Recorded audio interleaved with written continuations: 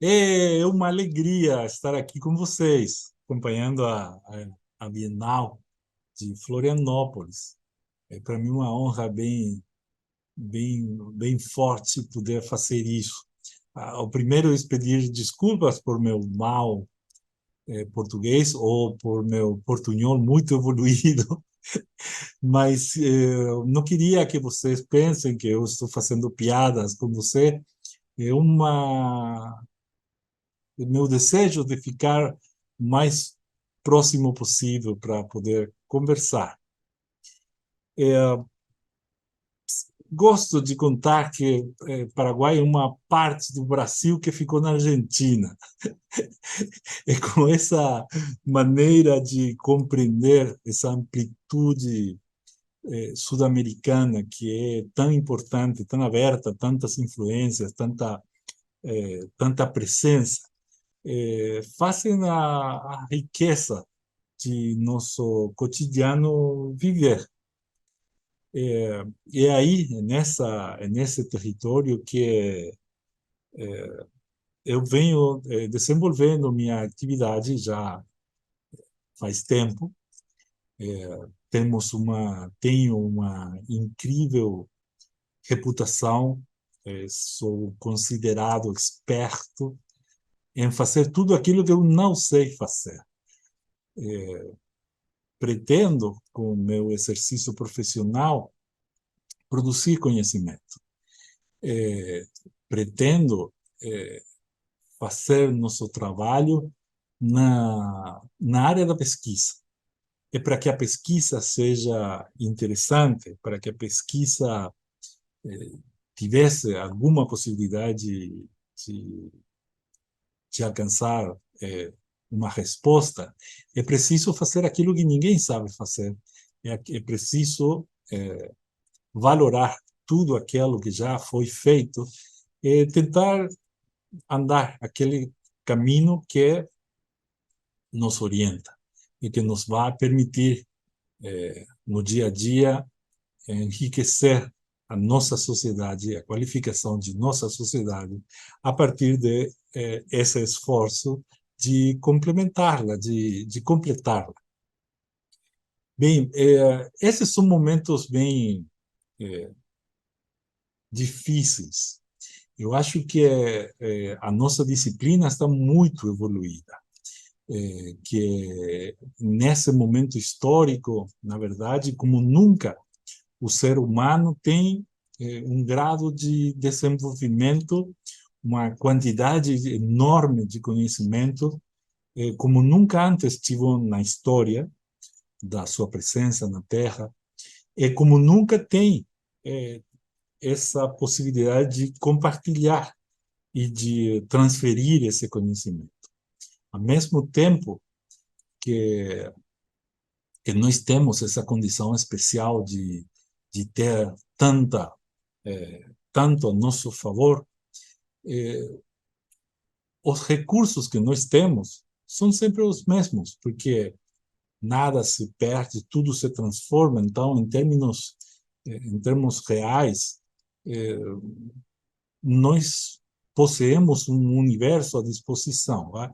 Mas a aparência boa de esse olhar assim se confronta com uma tremenda crise que faz que tudo aquilo que nós fazemos deixa a mais dos 60% da população morando em pobreza e 50% daquilo morando em miséria. A grande crise que nós temos não é uma crise de falta de recursos ou de falta de conhecimento. A grande crise que nós temos que enfrentar é a falta da imaginação. Dado que nós temos aquilo que temos e conhecemos aquilo que conhecemos, ainda não fomos capazes de imaginar um destino distinto a esse que se cerne sobre uma porção cada vez maior de nossas sociedades. As matérias, a observação livre dos materiais e da disposição nos fazem obrigatória a necessidade de reinstrumentalizar as perguntas que nós podemos fazer a aquilo que temos em redor nosso como instrumento para amparar a vida das pessoas. Eu gosto de fazer algumas deduções, mais ou menos assim. Penso em pessoas que moram em uma ilha. Aquela ilha tem condições muito particulares. Tem um inverno muito crudo, cai neve, está exposta ao tsunami, o verão é cálido, tem muita chuva. Então, essa condição de umidade presente no inverno e verão faz que fazer uma construção para proteger a vida das pessoas feita em pedra tivesse alguma... Talvez seja melhor pegar os árvores e fazer uma cabana, uma pequena casa com aqueles troncos, com aquela madeira. Mas se a nossa vida é boa e nós prosperamos, vamos sendo cada vez mais, utilizamos cada vez mais madeira para fazer a casa do amigo, do filho, etc. E se nós cada vez somos mais, aqueles recursos começam a se extinguir. Então, já não podemos usar os troncos completos. Já não temos tanto. Então, vamos começar a cortar aqueles troncos. Vamos fazer com eles tábuas, vamos fazer com eles vigas, vamos fazer com eles secções de madeira para não usar o tronco completo. E com isso, continuamos com um critério de austeridade, de repensar mais. Mas isso nos permite novamente seguir, continuar crescendo. Até o momento em que o perigo de desaparição de tudo isso é iminente, mas não é só o perigo, sino que aquela substância que mais disponemos ainda, se fôssemos capazes de reduzir, já não seria passar de um tronco, uma tábua, a uma peça de madeira, uma viga, um pilar, seria já a utilização da pulpa da madeira. Nós poderíamos ter, em abundância, papel para poder construir os nossos refúgios. Mas se nós temos papel, como é que o papel pode resistir à neve? Como é que o papel pode resistir à chuva? Como é que o papel pode... Então, nós ficamos com a necessidade de inventar novos cuidados para fazer que aquilo que nós temos seja eficiente no nosso amparo. Então, a lógica determina que precisamos fazer um teto com um alero muito grande, porque as águas da chuva não têm que voltar e molhar o papel, e quando o papel se molhe, aquele se tornaria mórbido. Então, aquela primeira condição é que a água não chega até a umidade também não. Então, é preciso levar o chão, fazer que o papel não divida, não esteja em contato com a umidade que pudesse provenir do chão. Mas como nos fazemos para nos proteger? E isso estaria bem no caso do verão, das chuvas tradicionais.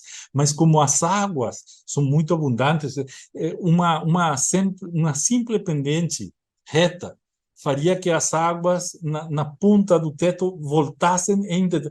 Melhor se fazemos que o teto seja curvo e tivesse uma ponta de tobogã para que as águas salgam disparadas, é aquela se atomize e não retorne uma quantidade de líquido, somente já a umidade. Mas no caso do frio, que coisa fazemos? Bem, nós não podemos estar 20 graus, menos 20 graus, 20 graus abaixo do zero e pretender que atrás de um papel... Não, nós precisamos fazer duas capas talvez como se fosse uma varanda. Essas duas capas aprisionam o ar que vai temperar a diferença entre a temperatura do exterior e a temperatura desejável para que nós habitemos dentro desse espaço. Mas esse espaço interior, que é protegido agora não por um papel, por dois, é um espaço que não pode ser muito grande, porque precisa ser baixinho, porque nós temos que poder esquentar aquilo com o nosso corpo, com a nossa. Então, o chão o teto tem que ser bem baixo, o cielo raso. Eu não sei como se fala cielo raso em português, mas o céu tem que ser bem baixinho. Então, eu não posso sentar sobre uma cadeira, porque o teto vai ficar muito perto de minha cabeça. Então, vou tentar sentar no chão. Então, sentado, deitando no chão, eu tenho uma possibilidade de usufruto daquele espaço. Mas se eu tivesse que fazer muitas habitações, assim, para desenvolver distintos usos, aquilo nunca se esquentaria, nunca. Então, o que eu preciso é fazer pequenas peças que me servam para poder desenvolver minha vida aí. Então, uma mesa, uma tábua bem pequena. Eu não posso levar a comida com uma colher, com um garfo. Eu tenho que acercar um cuenco à boca para não manchar minha roupa, que tem que ser de um tecido muito denso, feito de seda ou da máxima densidade possível para poder. Tenho que poder desenvolver uma maneira de me comunicar, porque como as paredes são de papel, eu não posso falar forte. Tenho que poder conversar baixinho. Tenho que poder, no caso do verão, eu posso correr aquelas paredes de papel e posso ter a brisa, recorrer, fazer descer a temperatura, etc, etc. No caso, é tal o domínio que o senhor feudal daquela ilha, um shogun, um autêntico cavalheiro feudal, se a ele lhe perguntam como é que ele desearia que seja a sua casa ele desearia que seja a resposta, a máxima resposta, a mais sofisticada resposta possível. Portanto, ele gostaria que sua casa seja de papel. E se nós, um shogun demandaria isso. E se nós observamos na rua, se nós observamos as nossas favelas, podemos olhar ainda um papel muito mais sofisticado que aquele que eles puderam fazer hoje, feito hoje, de aquele que naquela ilha do Japão pudesse fazer a tradição com o passo do tempo. Somente que quem mora naquele papel não é um senhor feudal, é um homem, é uma família que está desmoralizada porque não consegue compreender que a matéria pode ser aquilo que nós desejamos que ela seja e que aquela possibilidade, aquele recurso poderia, no caso, responder às demandas que ele tivesse se ele, ao mesmo tempo, construísse sua vida como uma estrutura a ser pensada dentro de uma sociedade. Então, esse compartilhar recursos, esse compartilhar ideias, esse reduzir e simplificar as condições de habitar para que todo mundo tivesse acesso às bondades que a observação da natureza permite nos aproveitar para fazer nossa vida melhor, seria incrível, seria otorgar novamente a resposta, uma resposta possível para aquele que hoje, culturalmente, sua visão constringe seu potencial de utilizar sua inteligência, seus conhecimentos e sua disponibilidade de matéria em amparo da sua vida. Então, eu acho que esse é um tempo novo, um tempo em que nós temos que tentar modificar um pouquinho a nossa relação com nosso quehacer disciplinário. Quando eu fui treinado para esse ofício, o ponto mais interessante sempre era pensar nos atributos e as réguas que tinham aquelas respostas que já foram feitas, aquelas respostas que já foram sucesso no tempo. Mas agora não é tempo de reproduzir respostas, é tempo de poder fazer as novas demandas. Será que o papel pode? Será que aquilo que não é papel, que ainda não é nem papel, poderia amparar a vida das pessoas como supremo valor e poderia, com ele, contribuir a que entre todos nós juntos pudéssemos ter um mundo melhor? Então,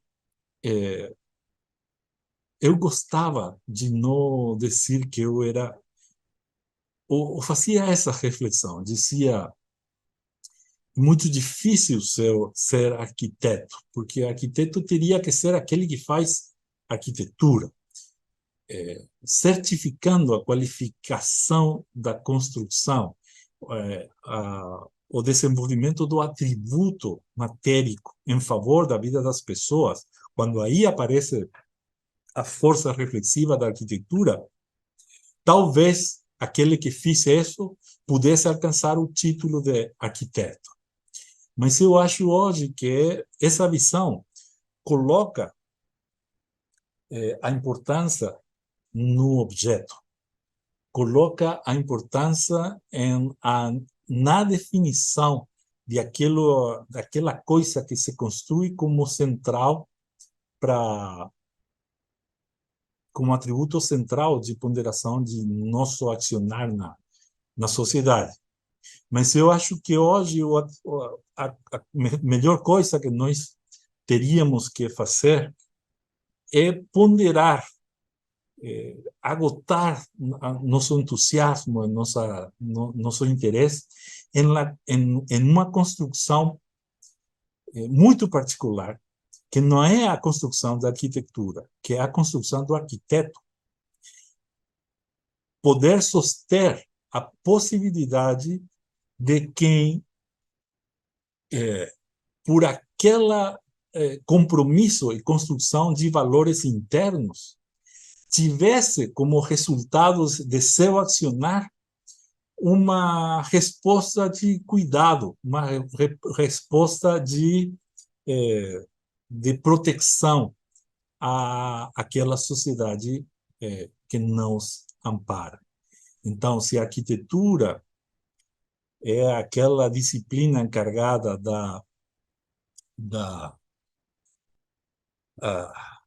do cuidado da habitabilidade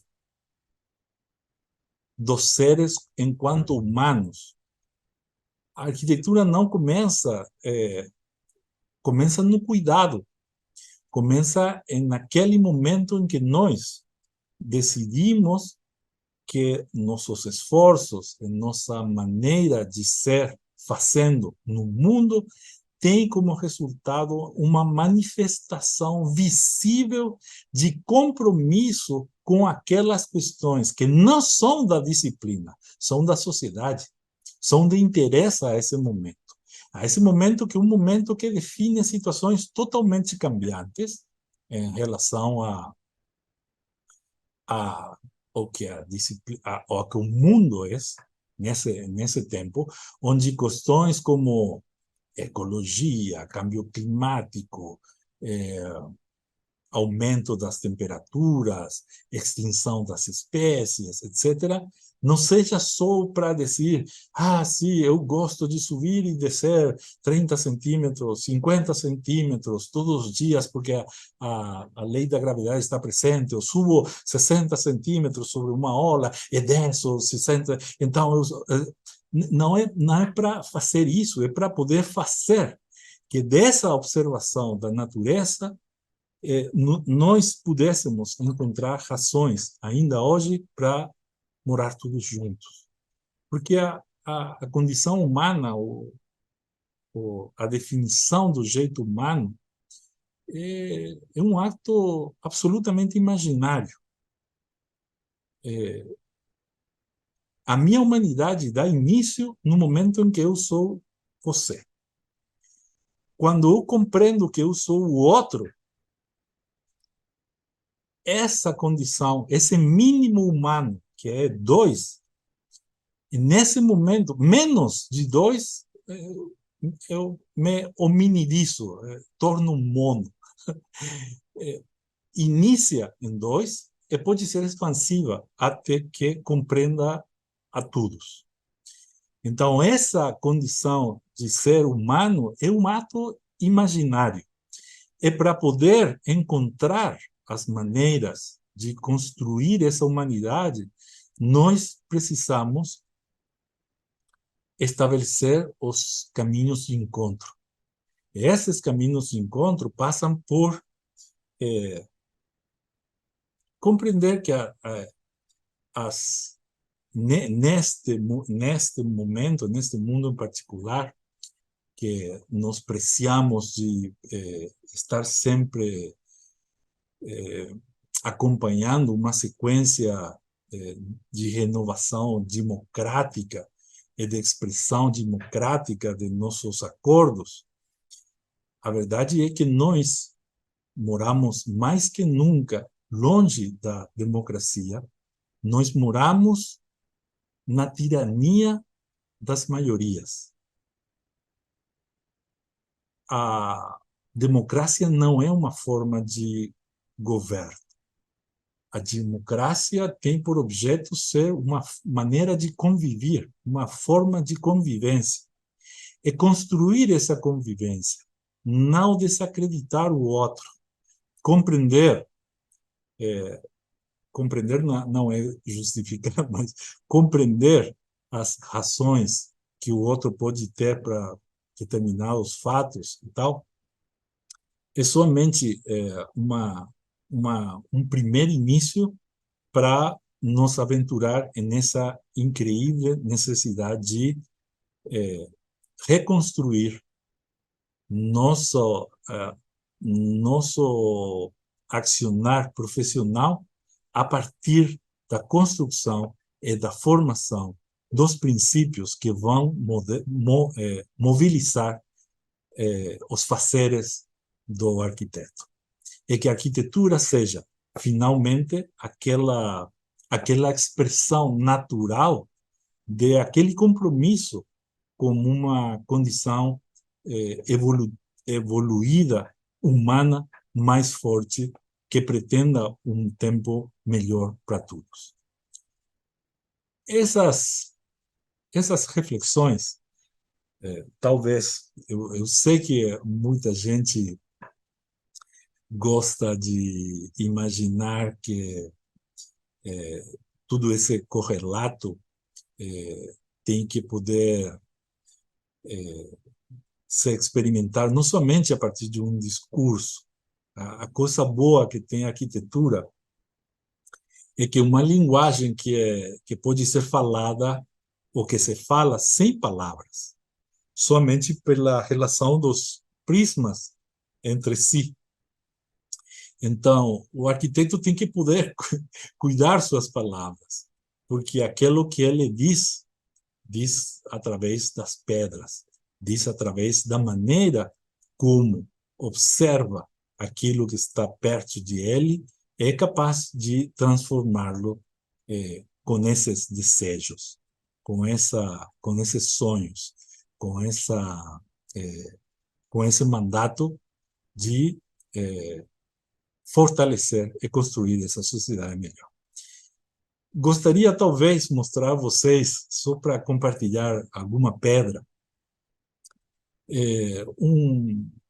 uma obra. Com aquilo, eu acho que podemos, talvez, referir esse universo de ideias a uma construção específica. No caso, vou compartilhar a pantalla. Me desculpam aí. Bem, desculpa, queria mostrar somente uma obra que, para mim, é uma reflexão muito particular acerca de que coisa é que nós é, podemos dizer com a arquitetura ou que coisa nós podemos chegar a revelar com aquilo. No caso, esse é um projeto que em particular, para mim, demandou um trabalho continuado de 10 anos. 10 anos só para poder imaginar um quadrado. Em 10 anos de constante trabalho, eu consegui finalmente imaginar que com esse quadrado eh, poderia dar aquela resposta que eu estava imaginando. No lugar, em particular, rodeando o quadrado, tem um percurso pequeno de água que tem dois braços. Ele se divide aqui e cruza no médio, quase em diagonal, o quadrado, e as águas se reconfluem uns poucos metros mais allá, mais fora do quadrado, e integram um córrego, maior. Então, esse quadrado, que tem mais ou menos 9 metros de lado, está definido por uma viga de concreto que inicia no vértice e que tem, cada lado tem uma viga e um pilar. E essa construção inicia no vértice e avança até deixar um possível ingresso na seguinte esquina dessa mesma construção. Então, como a presença da água aqui é tão forte, a umidade desse lugar é muito particular também, tem muita vegetação, o sonido das águas é interessante porque o percurso vai fazendo pequenas cachoeiras e essa presença do sonido na área é muito forte, muito marcante. Vocês podem olhar aqui no corte, tem a viga que inicia no vértice e que avança que tem um balanço quase de 7 metros, no outro sentido, e que tem somente uma coluna. E o chão tem uma pendente que é totalmente variável. Então, essas vigas e essas colunas estão feitas de concreto. Então, a presença do concreto, no momento dessa foto, eu tinha desviado a água que cruzava aqui somente para poder fazer a cimentação, as quatro fundações de cada uma dessas.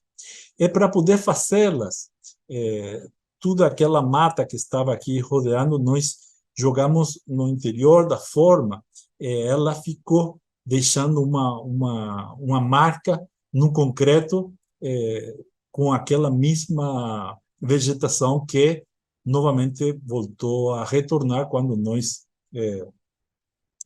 reingressamos as águas ao pequeno canteiro da obra. E essas 4 vigas de concreto, na verdade, estão revestidas com espelhos. Então, quando você reveste a cara interna dessas vigas, o quadrado, basicamente, ele desaparece. Então, aqui já está a água voltando ao lugar. E se você olha, tem aqui as marcas e as ponderações daquela particular flora temos nesse lugar. E toda essa foi feita com a ajuda de meu apaixonado filho maior, que também é arquiteto, que é o Solanito Benítez. É, e ele tinha 10 anos quando nós estávamos juntos fazendo essa obra. Assim. Então, você pode olhar novamente como a forte presença da mata e como o espaço do quadrado, como se fosse uma habitação mais, porque esse quadrado é como se fosse uma habitação sem teto ao lado da casa que está aqui a poucos metros à esquerda. Então, quando você se aproxima a essa forte marca que indica por fora que esse é um espaço especial, a secção da trava da viga tem esse chanfre que vai fazer que, uma vez que nós esse era no momento em que foi desencofrado e assim, uma vez que nós demos o primeiro passo no interior, o espessor da viga desapareça e somente fique a imagem sostida sostida no balanço e já não tenha nenhum corpo. Toda a forte materialidade que se pode perceber como definitória de esse espaço, ela desaparece. E quando você ingressa no lugar, como a viga não... A linha de horizonte, a viga tem mais ou menos 1,10 m de altura. Então, você olha por em cima, normalmente, da altura da viga. Então, você vai ingressando, e quando você ingressa no lugar, você vai portando a paisagem que está ao redor. E você começa a ingressar a paisagem que está ao exterior, ao momento interior. E isso somente muda no momento em que você senta ao lado de uma construção, também de concreto, que está no interior do quadrado, que a verdade é que aquela construção de concreto é, é, é, é a tumba de meu pai. Meu pai, que tinha morto 10 anos antes, no momento em que eu consegui construir esse lugar, ele tinha escolhido esse lugar para ser enterrado aí, em nossa casa, perto nas aforas de Assunção, mais ou menos 84 quilômetros da nossa casa diária, em um lugar que ele chamava de La Sucursal do Céu, porque essa presença da água, dos olores, odores, a luz, os pequenos animais, o vento, etc., etc., fazem desse lugar um ecossistema muito particular, muito bonito, e se concretizava quase como se fosse uma habitação igual àquela que nós portamos na casa, só que, no caso, essa habitação define o vazio, volta a definir, marca significativamente o reconhecimento da presença das extraordinárias forças que estão sempre presentes em nós, como pode ser em Stonehenge, o peso das pedras, das vigas, etc., etc., e a partir do reconhecimento da importância, do esforço de imaginar um destino distinto a essas pedras, nós pudéssemos ter um espaço de observação do mundo, um espaço de observação de tudo aquilo que em nossos pensamentos se torna mundo. Já abandona a ideia de caos e começa a ter uma transcendência em torno àquilo que nós pensamos, é a matéria, é a energia, é a vida, etc. Então, no momento em que você pega assento, toma assento ao nível das vigas, você entra no jogo de espelhos. Então, agora, não somente você se confronta com o limite do espaço, como se fosse uma tela horizontal que flutua sobre o terreiro, você também começa já a observar que no interior do quadrado já está presente tudo aquilo que está fora. É que você não somente habita em um universo, sino que começam a aparecer uma sequência de aqueles elementos que fazem a,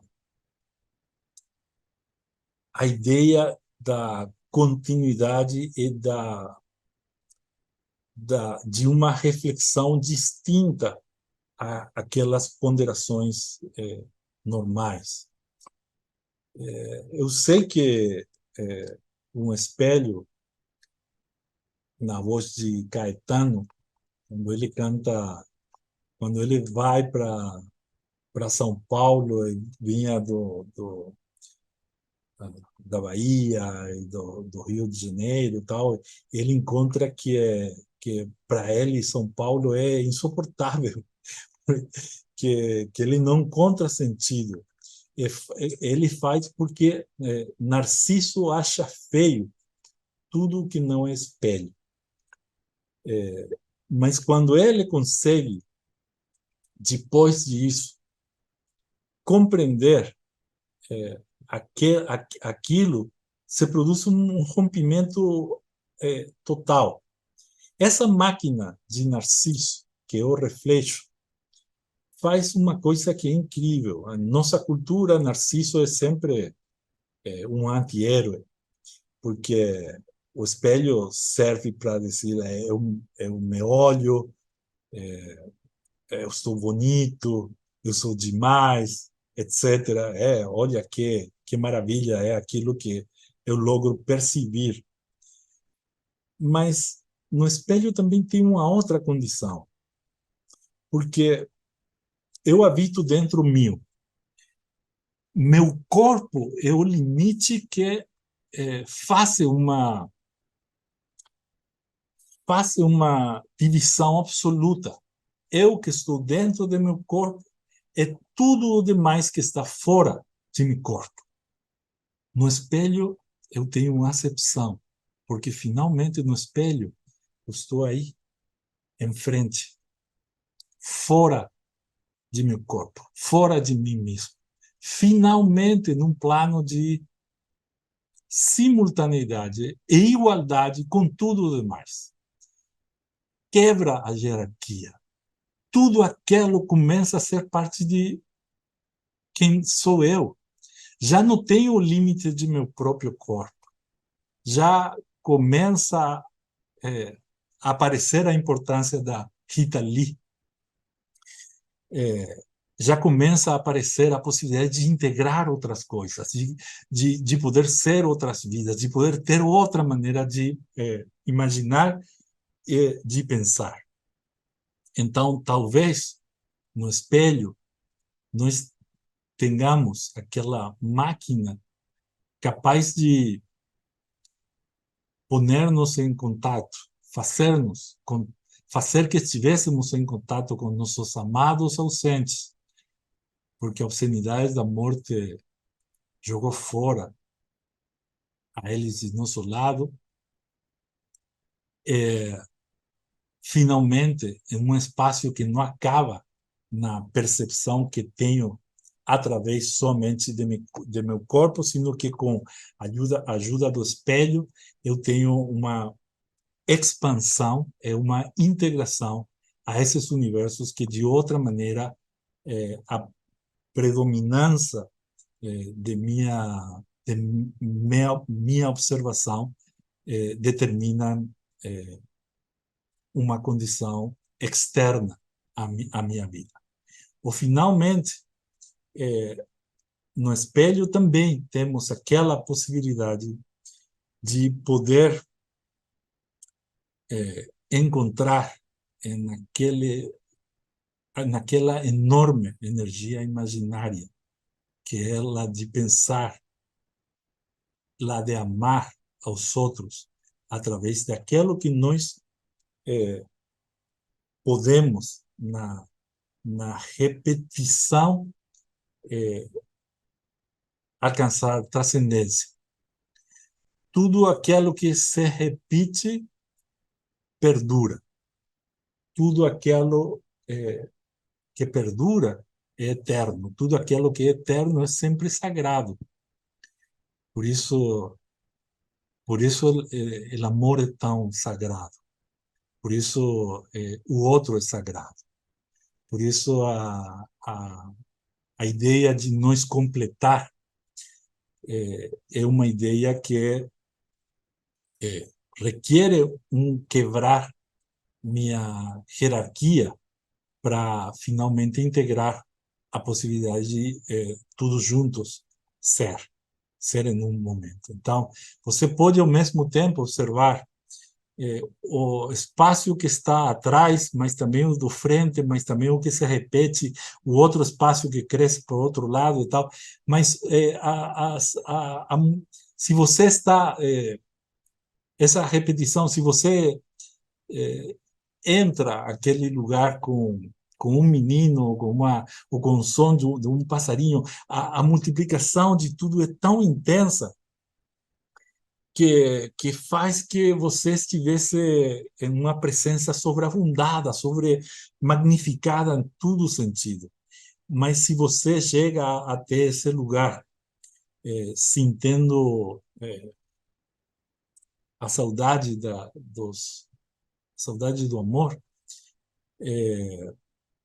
nem você fica com você, porque você está aí, está lá, e se repite, vai, com a esperança sempre que vai encontrar no fortalecimento de essa força o ponto de encontro da reflexão. Eu não queria fazer um espaço onde a memória de meu pai fosse lembrada desde o dor, desde o jeito de sentir que a ausência é um estado de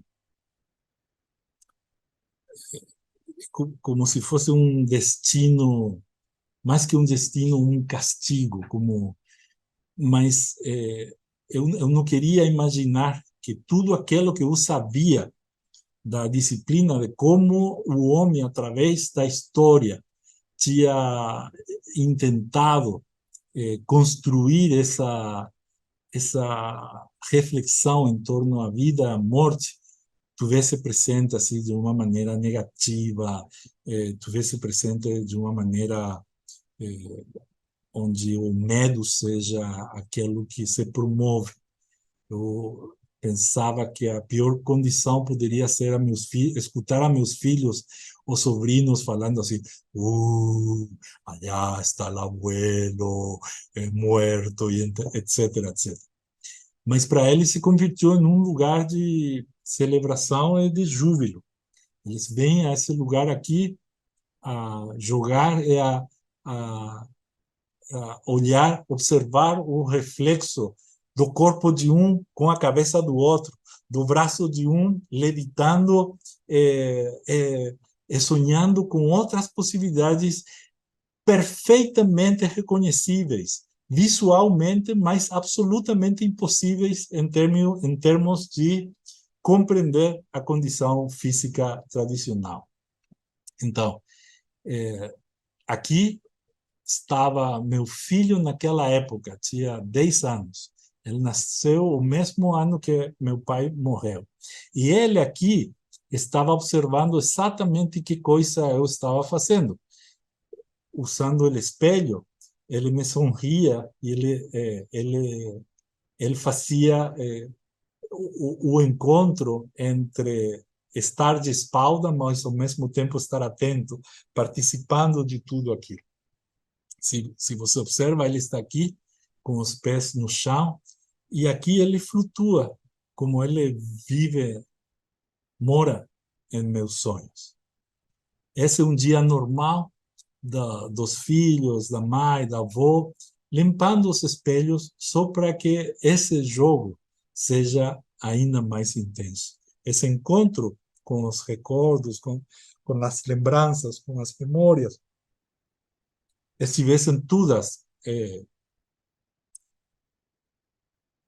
preservadas a partir da ponderação, que a observação de todas elas, postas de uma maneira simples, determinante no paisagem,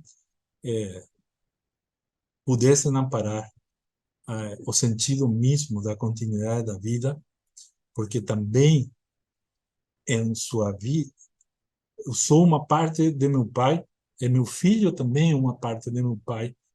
E seu filho também vai ser aquilo que se repete e que tem que ter em nossa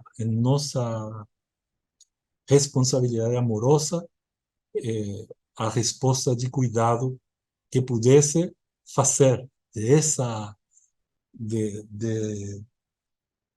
da ponderação da matéria, da energia, da vida, um hilo central de nossa existência. Então, essa habitação que não tem teto, esse espaço arquitetônico definido somente para liberar finalmente o espaço existencial novamente. A ideia de pegar a matéria em resposta e amparo, inclusive da ideia que nós podemos ter e precisamos refundar para alcançar